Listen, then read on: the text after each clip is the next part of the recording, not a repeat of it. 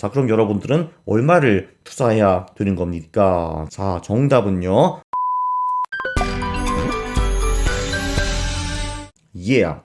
안녕하십니까. 할러님들 강왕국입니다. 오늘은요. 주식에서 무엇을 사는가, 언제 사는가, 언제 파는가 보다 훨씬 더 중요한 세 가지를 짚고 넘어가겠습니다. 주식의 지혜라는 건 바로 이런 겁니다. 네, 그 내용이 이 책에 나오죠. 주식 투자의 지혜. 그래서 훌륭한 책입니다. 여기에는 이 책은 중국에서 수천만 권 팔렸던 베스트셀러라고 하고요. 개인 투자자들이 원하는 개별주 트레이딩 전략, 이거를 다룬 책입니다. 간단하게 보이기는 하지만 중급자, 아니 고급자들만 제대로 이해 가능한 책이라고 저는 생각을 하고요. 왜 주식 투자가 종합 예술인가? 그런 거를 이 책을 통해서 배울 수 있습니다.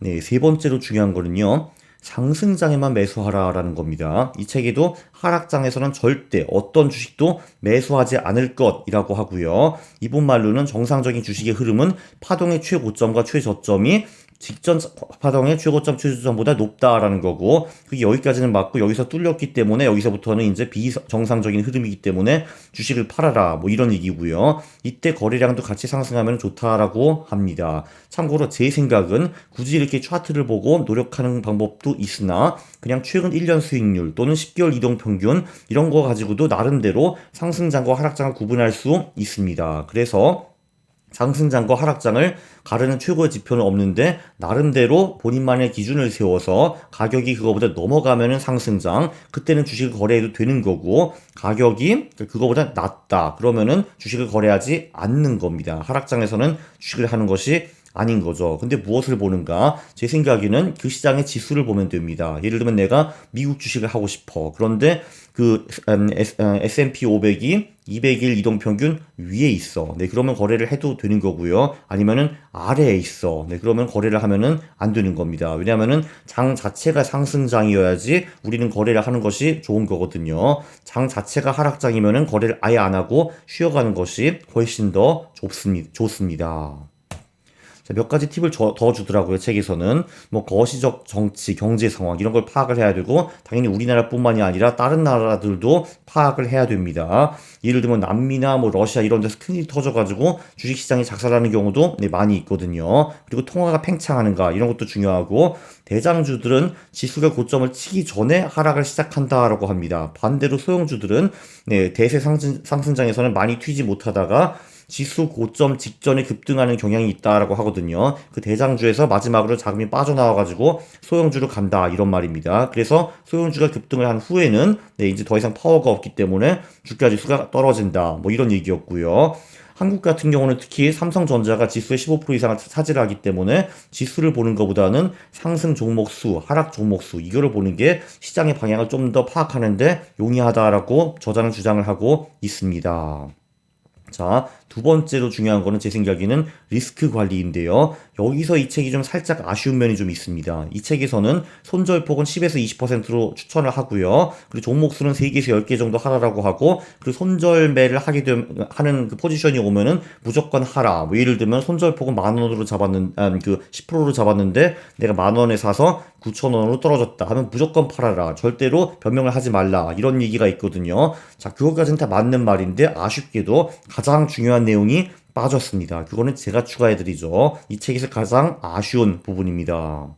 그게 뭐냐면요. 개별주 투자에서 가장 중요한 거니까 잘 들으셔야 됩니다. 자, 중요한 거는요. 가장 중요한 거는 손절할 경우 총 자산의 1% 이상을 잃지 않도록 하라라는 얘기고요. 대부분 위대한 트레이더들은 한 번 손실을 볼 때 총 자산의 0.5에서 2% 정도를 잃습니다. 그런데 2% 이상은 제가 아직 본 적이 없습니다. 자, 예를 하나 들면요. 제 자산이 1억입니다. 그래서 이 우량주를 하나 들어갔는데 얘는 변동성이 크지 않기 때문에 10% 정도를 손절폭으로 뒀습니다. 자, 그럼 여러분들은 얼마를 투자해야 되는 겁니까? 자, 넘어가기 전에 한번 직접 맞춰보시죠.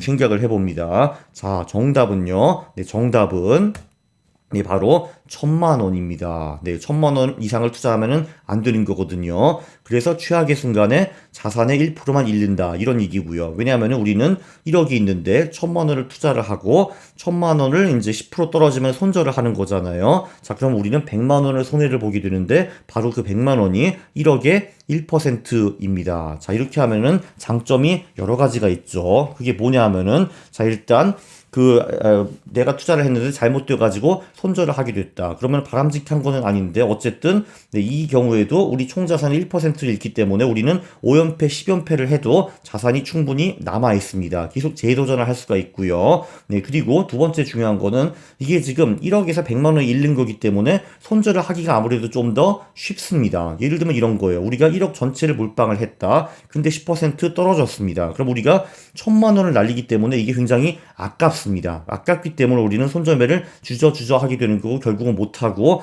그 1,000만 원 손실이 3천, 5천, 7천 돼가지고 전체 계좌가 사라지는 거죠. 네, 바로 이 두 가지가 있습니다. 첫 번째, 계속 연패를 해도 계속 살아남으면서 내 자산의 대부분은 유지를 한다라는 게 있고 두 번째는 손절 금액이 작기 때문에 그 손절을 지키기가 훨씬 더 쉽다라는 큰 장점이 있습니다. 자, 그리고 예를 들면 계좌주 변동성이 굉장히 심합니다. 그러면은 손절이 10%가 너무 짧을 수가 있어요. 왜냐면 하루도 10% 움직이기 때문에 그럼 계속 손절만 하게 돼 있거든. 네, 그렇기 때문에 이런 경우에는 손절선을 20%로 좀 크게 잡을 수도 있습니다. 코인 같은 경우는 더 크게 잡는 것도 용이할 것 같고요. 자, 그래서 우리가 손절선 20%로 했다라고 하면은 우리가 투자할 수 있는 금액은 500만 원입니다. 500만 원을 투자를 하고 20%를 깨지면은 100만 원 깨지는 거니까 그게 또 총 자산의 1%거든요. 네, 그리고 당연히 우리가 산 주식이 다 떨어지지는 않을 겁니다. 아무리 바보같이 사도 오르는 주식도 있을 거거든요. 네, 그러면은 오르는 주식에도 똑같은 원칙을 갖다 대면은 자연스럽게 익절이 되면서 네, 돈을 벌어갑니다. 예를 들면은 손절 같은 경우는 우리가 산 후에 10% 떨어지면 파는 건데 네, 그거 말고도 네, 최고점 대비 10% 떨어지면 판다라고 익절을 할 수도 있습니다. 그러면 굉장히 심플해지죠. 참고로 저자 같은 경우는 주식이 오를 경우에는 익절 폭을 좁혀가지고 본전 유지 이상 수익을 추천한다. 그 말은 뭐냐 하면은 만 원짜리가 올라가지고 이제 1,500원, 1,700원이 되었다라고 하면은 이제 거기서 최고점 대비 10% 깨지면 파는 게 아니라 뭐 예를 들면은 우리가 만 원에 샀으니까 뭐 손절선은 1,100원, 1,200원이라로 만들어가지고 그래도 이제 본전은 유지를 해라 뭐 이런 얘기였습니다. 저도 그것도 일리가 있는 것 같습니다. 근데 얘가 예를 들면은 11,000원 이상으로 올라가 버리면은 거기서 다시 고점 대비 마이너스 10%에서 손절 이런 게 다시 가능해지겠죠. 그렇게 해도 우리가 돈을 버니까요. 자, 가장 중요한 건 이겁니다. 233페이지에 나오는데 반드시 계획대로 실행하라 라는 말이 있습니다. 거기에 뭐라고 나오냐 하면은 시장 흐름이 예상과 다르면 어떻게 대처할지 미래 대비책을 세워두라. 자, 시장 흐름이 예상과 다르다라는 거는 두 개가 있습니다. 우리가 예상하는 시장은 올라가는 거고요. 네, 예상과 다르다는 거는 횡보를 하거나 하락하는 거를 의미하는 겁니다. 그래서 이런 말도 나오더라고요, 책에. 예를 들면 손절매 기준을 10%로 잡았으면은 1만 원 주식이 1.5만 원 찍고 1.35만 원이 되면은 무조건 판다라는 얘기였습니다. 자, 사전에 이런 계획이 있었으면은 반드시 그대로 실행하라는 말이 있고요. 그러니까 이 주식 1.5만 원 찍고 1.35만 원 내려갔을 때 아니야. 좀 있으면 반등할 거야. 이렇게 하면은 안 된다라는 겁니다. 사기 전에 이미 계획을 정해놔야 되는 거예요. 자, 우리가 1만 원을 샀다. 그러면은 최고점 대비 10% 떨어지면 팔겠다라고 계획을 세웠으면은 그냥 무조건 그거를 따르면 되는 겁니다. 나중에 잡생각하고 거의 개입해가지고 뻘짓하면은 네, 비극이 옵니다. 절대적으로 맞고 틀린 방법은 없다. 나름대로의 기준을 세우고 단호하게 실행하라. 이게 투자에서 저는 가장 중요하다고 생각을 하고요. 초보자들이 흔히 저지르는 문제 중 하나가 계획 없이 행동하는 거. 저는 흔히 저지르는 게 아니라 거의 늘 저지르는 그 문제이고 그리고 이게 가장 큰 문제라고 저는 생각을 합니다. 왜냐하면은 계획이 없기 때문에 10,000원에 들어갔어. 그래서 얘가 오르면 그나마 다행인데 얘가 떨어지면은 계획이 없기 때문에 우왕좌왕 하게 됩니다. 9,000원이야. 손절? 너무 아까운데. 조금만 기다려보자. 8,000원? 아니야. 본전 갈 거야. CEO가 감옥 갔다고? 그래도 본전은 가야지. 네, 그래서 뭐 이런 말이 있지 않습니까? 네, 계잡주에 들어갔다가 네, 물타기를 해서 대주주가 된 후에 상장 폐지 당한다. 뭐 이런 말이 있지 않습니까? 다 이것도 네, 계획 없이 행동했기 때문에 발생하는 사태입니다. 네, 그리고 이제 그거 말고도 굉장히 중요한 게 다시 한번 강조하지만 얼마를 베팅할 것인가. 이게 중요한 겁니다. 네, 생각보다 오버 베팅을 하면은 위험한 거거든요. 우리가 1억인데도 불구하고 보통 우리가 베팅하는 금액은 500에서 1000만 원. 이게 딱 맞는 겁니다. 자, 사실 주식시장에 할 수 있는 건 세 가지밖에 없습니다. 상승, 하락, 횡보. 예상과 다르다는 건 하락 또는 횡보를 의미하는 거겠죠. 자, 상승과 하락의 경우는 굉장히 심플합니다. 그냥 최고점 대비 몇 퍼센트 이상 하락하면은 손절매한다. 이런 식으로 미리 사기 전에 계획을 만들면 되는 거고요. 그리고 이때 최대 손실을 자산의 1% 미만으로 유지하라. 이런 것이 좋은 것 같고. 자, 그리고 횡보할 때가 남았습니다. 횡보할 경우에는 타임컷을 추천해 드립니다. 예를 들면은 우리가 산 후에 뭐 한 달 후에 이제 안 올랐어. 또는 그 플러스 마이너스 10% 안에 들어있어. 그래서 손절하기도 좀 모호하고 오르지도 않았고 하면은 그때 잘라버린다. 이런 식으로 계획을 짤 수가 있는 겁니다. 물론 이게 한 달은 제 샘플이고 그거 뭐 석 달로 하시든 일주일로 하시든 네, 그거는 여러분의 마음인데 이런 식으로 계획을 세워두라 이겁니다. 자, 상승 하락은 최고점 대비 얼마 떨어지면은 판다. 횡보일 경우에는 우리가 얼마 보유하고 있다가 보유 기간이 넘어가면은 판다. 이런 식으로 하면 될 것 같습니다. 타임컷은 여러분들이 데이 트레이딩을 하는지, 스윙 트레이딩을 하는지, 중기, 장기 트레이딩을 하는지에 따라서 조금씩 다를 겁니다. 자, 요약을 하면요.